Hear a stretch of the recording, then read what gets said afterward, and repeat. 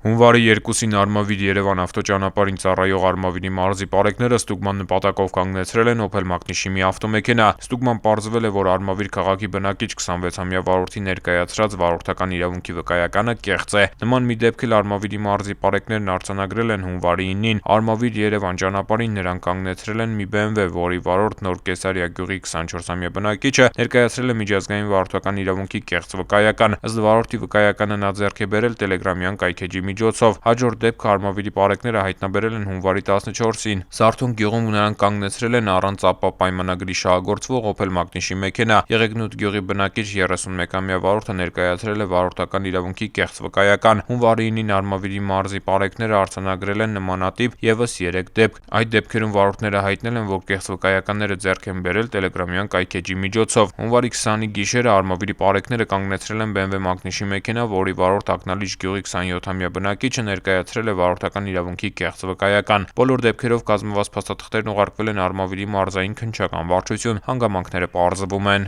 Հարգելի քաղաքացիներ, վարորդական իրավունքի վկայական կարելի է ստանալ բացառապես օրինական ճանապարհով, այցելելով ներքին գործերի նախարարության հաշվառման քննական ստորաբաժանումներ։ Ծանուցում. հանցագործության համար մեղադրվողը համարվում է անմեղ, քանի դեռ նրա մեղավորությունն ապացուցված չէ քրեական դատավարության օրենսգրքով սահմանված կարգով, դատարանի օրինական ուժի մեջ մտած դատավճռով։